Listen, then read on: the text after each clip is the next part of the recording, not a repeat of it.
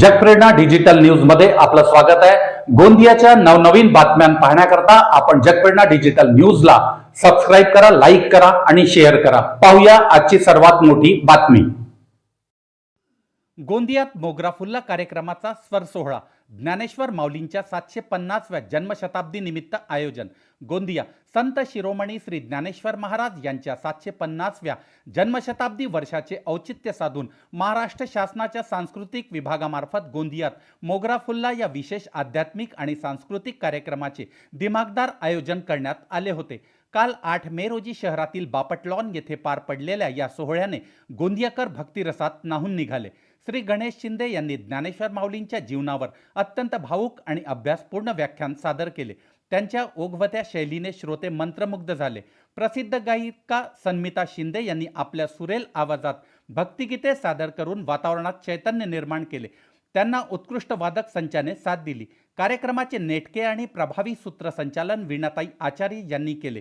महाराष्ट्र शासनाच्या सांस्कृतिक कार्य संचालनालयाद्वारे आयोजित हा कार्यक्रम वारकरी संप्रदायाचा वारसा आणि माऊलींचे विचार जनसामान्यांपर्यंत पोहोचवण्यासाठी मैलाचा दगड ठरला आहे। स्थानिक नागरिकांनी या कार्यक्रमाला मोठ्या संख्येने उपस्थिती दर्शवली। हा कार्यक्रम गोंदियाच्या सांस्कृतिक इतिहासात अविस्मरणीय ठरेल यात शंका नाही, अशी भावना उपस्थित श्रोत्यांनी व्यक्त केली। कार्यक्रमाच्या यशस्वीतेसाठी सांस्कृतिक विभागाचे अधिकारी आणि स्थानिक समन्वयकांनी विशेष परिश्रम घेतले।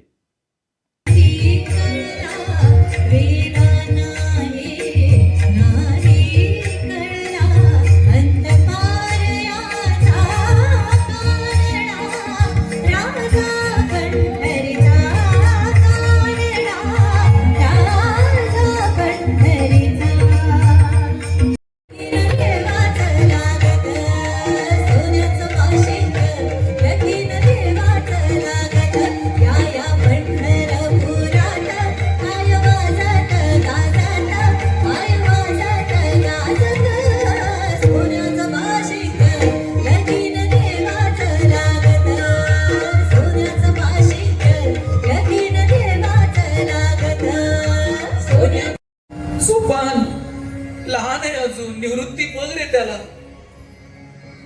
लेकरांना सोडून कधी शेंगाचे 4 दाणे खाल्ले ना, आज पोरांना मात्र एकटं सोडून निघायची वेळ आहे। तिला वाटलं मुक्तीच्या गालावर ओठ टेकवावे, जवळ घ्यावं लेकरांना, पण पोरं उठली तर संसारातून पाय निघायचा नाही। शेवटचं पांघरून लेकरांवरती टाकलं। त्या विठ्ठलाकडे बघितलं, लेकरांना डोळ्यात सामावलं। नामदेवरायांच्या डोळ्याच्या कडा पाणावल्या। मुक्ताई ढाय मोकलून रडत। सोपान आई वडील निघून गेले, आता दादाही निघून गेले। सैर बहीर झाली मित्र। आनंदीकर रडायला लागले। गर्दीतून आजी मागे लोटली गेली आणि तिकडे शिळा कायम जिवंत झाली। जगाची माऊली समाधीस्थ झाली। आजही कधीतरी आळंदीत या, त्या पाऊल वाटांवरून चाला। त्याच पाऊल वाटात जिथे माऊली चालले असते।